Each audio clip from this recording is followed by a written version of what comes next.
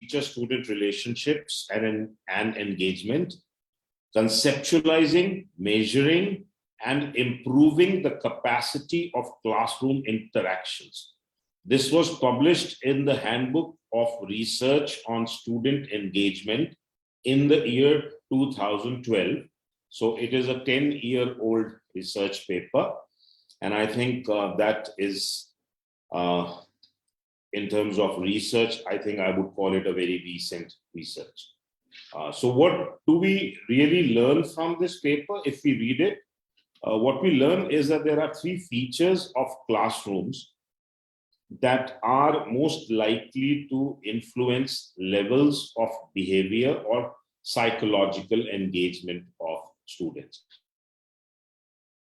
The first feature is the kind of relational support we provide to develop teacher-student relationships as well as student-student relationships.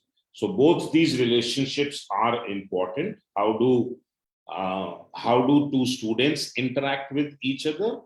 If there is conflict between students, that damages the engagement level of students with learning.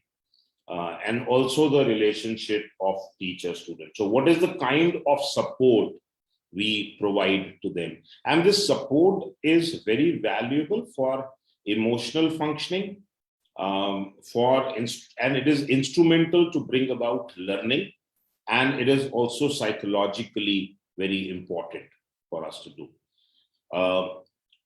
Some of the indicators could be whether your students feel that their teacher knows about them, because kai baar to, our students don't even know whether our teacher really knows who they are as a person.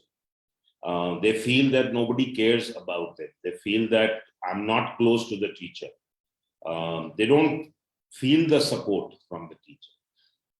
So that is very important, that all students should feel that they have a strong relationship with the teacher, and that they can get support to establish and nurture social connections.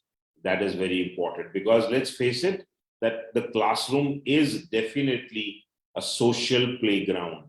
It is a playground for learning, but it is also, in today's world, it is also a very important social playground. So we have to help students develop and use that social playground in a proper manner. The second important feature is how much autonomy we provide to the students. What is the kind of choice we give them? Do they feel that their voice matters? Because all of these things actually create a sense of self-efficacy in a student, and they feel that they are in control of the student. If you look at the younger generation of digital natives, they only get involved in things where they feel in control. They don't want to be controlled. They want to be in control of their own lives. And that starts happening right from middle school years. So I think it's very important that we figure out ways to provide autonomy to students in the classroom. Obviously, this has to be calibrated in a proper manner. So autonomy does not mean freedom of whatever they want to do, whenever they want to do. That is not it means, but it means that they should have some choice. It is also important to provide realistic challenges to develop their competencies. So are we supporting the development of competencies in our students? That is very important. Are we providing them the right kind of challenge? Making learning easy by dictating things or asking them to underline, the answers in a textbook, because it makes it easy for students to then memorize them, is really not something that can lead to better engagement in learning. So we need to make sure that there's enough challenge provided to these kids. Any classroom where punishment is a norm, where the teacher controls the classroom, there are too many do's and don'ts, and the instruction is entirely teacher driven, are really not beneficial for having a engaging classroom. Because अगर आप policeman बन जाएंगे तो वो चोरों की तरह ही behave करेंगे ना. So if you become a cop, they are going to become the criminals.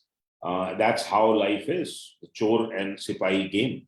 And I think we need to really work on this aspect also. The third feature, which is very important for engagement, is the relevance of what happens in the classroom to the real world of students. A lot of times students are not engaging in a classroom because they can't make meaning of what is being done in the classroom. For them, it's something disjoint from the real world. And the paper says that it's absolutely important to connect the classroom content to the real world of the students. Now, remember, it should be the real world of students and not the real world of teachers, because those two may be different worlds. So if a 40-year-old teacher is teaching a 12-year-old kid, unki duniya alag alag hai. So if you keep relating it to your life, then you're still missing the point, even though you're making a lot of effort. So these are the three features which the paper, obviously I would recommend all of you to go through the paper, to go into the details of these things. You would love to read it. It's a long paper, but you would love to read it. So how do we conceptualize and measure teacher-student relationships? What are the parameters on which we can do that? Again, there are three aspects. Let me cover one at a time, or the three aspects that are important. The first is to really figure out what is the emotional support we can provide and measure the level of emotional support that is available to a student. Now, that primarily, you can summarize it as saying that how much of the social and emotional functioning of the student are we supporting in the class? And are we facilitating the development of a positive relationship between the teacher and the student? So that, I think, is basically the crux. There are two theories that the paper talks about. One is the attachment theory. Okay. Now, the attachment theory clearly, indicates that the emotional support and predictable, consistent, and safe environment make children more self-reliant. Confidence, the children should have the confidence that whenever they are going to make a mistake, then they will get the help that they need from the teacher. Galti ho jayegi, to I will not be punished, but I will be supported if I make a mistake. Now that will help the child to take risks in the classroom. And I'm not talking about jumping off the window. I'm talking about attempting a question, even in the sense that I'm not sure if it's the right answer or not. So sometimes a lot of students do not respond to the questions that we ask them because they are scared that if I go wrong, I'm going to be considered a weak student and people will laugh at. Those kind of things can be avoided if we create an atmosphere where they know that they will get help even if they take a risk in their learning experiences. So that is one theory. The second theory the paper talks about is the self-determination theory. And that theory has proven that children are most motivated to learn when adults support their need to feel competent, positively related to others, and autonomous. So they are willing to learn, but we as adults need to support this need, that we need to make them feel competent, that they can do it. A lot of times we try to prove to them that they don't know the things, and that hurts them, that prevents them from engaging further in their own learning. What is very important is the emotional climate of the classroom. What is the emotional climate? How do you measure it? How many times are students laughing? Are they having fun? Are they feeling relaxed? Are they feeling stressed? And I think these are the kind of things that need to be observed in the classroom. The level of teacher sensitivity is very important. How sensitive is the teacher towards the needs of the students, and both the emotional needs, the cognitive needs, and the other needs. And also, do we regard the student perspective, even if it differs from our perspective? Today's students want to discuss things, they want to talk about it, but they are not given the opportunity to voice their own perspective in front of the teacher, in front of the school principal, or in front of the coordinator. So how are we allowing them to present their perspective, and are we giving that due importance, even though we may not agree with it as adults? But still, how are we handling that? So that's very important. The second important part is classroom organization. That's very important. So again, there are three elements in classroom organization that need to be measured. The first is effective behavior management. So what are the strategies that we have put in place? Have we clearly and consistently clarified our expectations on their behavior? Are we proactively monitoring the classroom for any potential problems?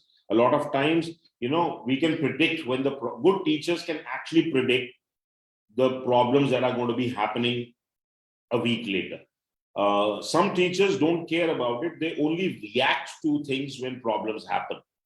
So we need to be proactive in monitoring for any potential problems. Efficiently redirecting minor negative behavior. We don't always punish them, but we redirect that energy. Punishing students is really not going to help. उनको आप हमारे time में लोग bench पे खड़ा कर देते थे. मुझे याद है डीपीएस में the most common punishment was hands down. It used to be called hands down. So although it was a very popular yoga pose, which I now recall, but it was very painful to do that. And trust me, nobody liked it. So giving punishment to students is not a solution anymore. Also, we need to praise positive behavior. We need to devise strategies that promote positive behavior. So if we are, instead of focusing on the negative behavior, we need to focus on the positive behavior and praise those students who are behaving in the right manner with other students as well as with teachers. Productivity in the classroom needs to be monitored according to the paper. We should spend more time on learning activities and minimize the time spent on non-learning activities, like even taking attendance. So all those things need to be streamlined. We should spend the minimum amount of time doing that, and also create effective routines to engage all students. So learning routines, they should be explicitly put into place to manage productivity, because at the end of the day, it is in the hand of the teachers to really come up with strategies so that the classroom time is a productive time. So not just sitting in the class chatting with each other. Sometimes it's seen that we give a questionnaire or an activity and the teacher is busy correcting papers and doing other stuff, and the students are basically aimlessly spending the next 35 minutes without any clear direction. So those kind of routines need to be removed from the classroom entirely. And the third important thing is we have to use diverse learning formats. We need to bring up activities, discussions, projects, group work, thinking tasks, reflections. So the more diverse learning formats we use in our classroom. How is your math teacher teaching math? If every day he is going and writing stuff on the blackboard, doing 3 exercises, giving 5 exercises as homework, and he's doing that every day, then very soon the kids will not be engaged in that format. So teachers need to learn how to use multiple active learning strategies within the classroom. Otherwise, engagement will not happen. And even the respect for that teacher will not happen. The students will not respect or admire that teacher who's using the same thing over and over again. So we need to understand that. Instructional interaction support is also very critical. What does that mean? That means support for how the instruction should take place. So we have to focus on helping students gain usable knowledge and not just learn facts which are isolated from each other. And usable knowledge is always interconnected facts, and they are interconnected to each other, and they are interconnected to the real world. So we have to give a broader dimension to what happens during classroom instruction. Metacognition development is very important. How are students thinking about their own learning? They must be aware of that at all times.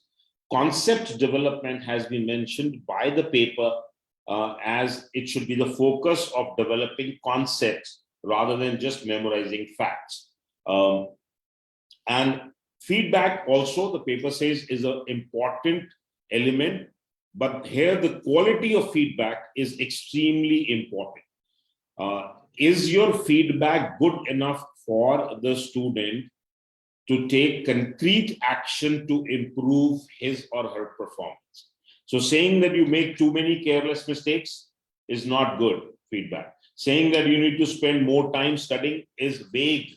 It doesn't mean anything. You need to work very hard. It doesn't mean anything. You need to improve your handwriting means nothing to the child.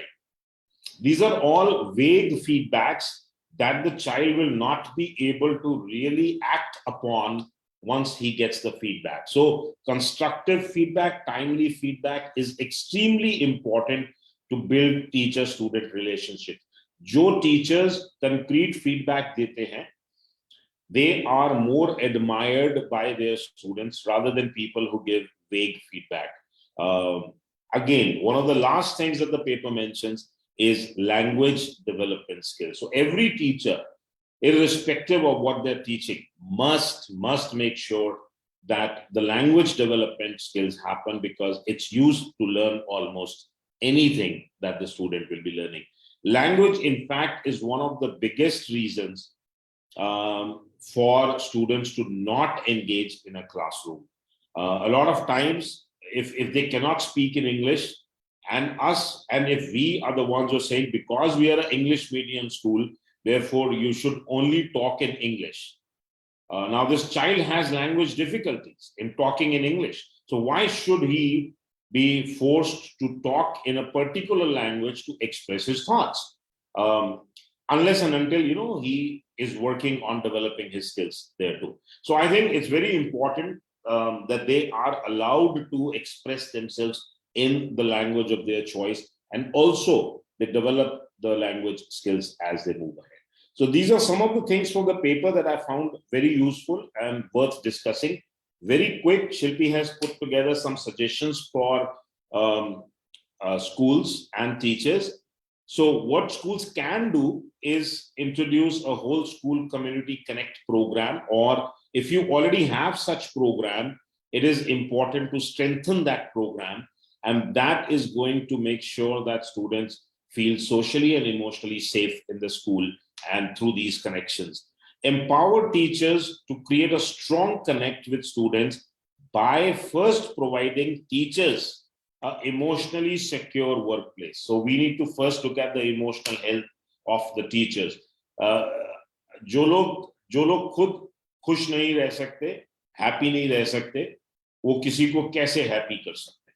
So if your teachers are not happy while they are in school, if they are not smiling, if they are not enthusiastic, if they are not emotionally feeling positive, it is impossible for them to create an emotionally strong, positive climate, emotional climate in the classroom.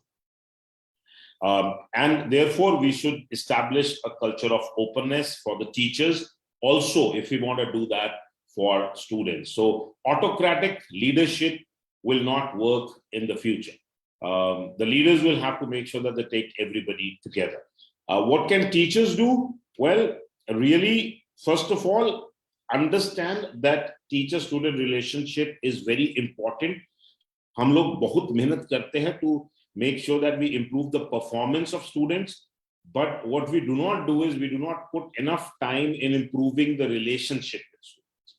So our focus is to complete the syllabus on time, then revise the syllabus, then make tough examinations to make sure that the child can perform. So our 100% focus is going on the content, the textbook, and the exam.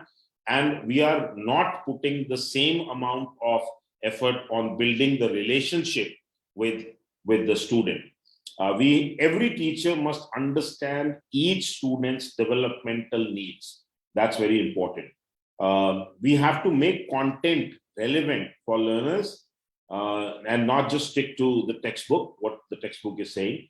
We need to create an emotionally secure space for learners by being accessible and approachable. I think that's very important. It's very difficult. If I have a question, if I have a doubt in English or a math, when will I meet my English teacher outside classroom? हमारी तो जो teacher होती थी उनसे तो हम इतना डरते थे स्कूल में. मिस्टर जैन हंसेंगे if I remember Mrs Usha Mathur. तो उषा माथुर जी से तो हम इतना डरते थे कि सवाल पूछना तो बड़ी दूर की बात है, मतलब उनके हम आसपास भी नहीं जाना चाहते थे. So I think that kind of things will not work in the future. It worked in the past, but it will not work in the future. We need to stop focusing on making pin drop silence in the classroom.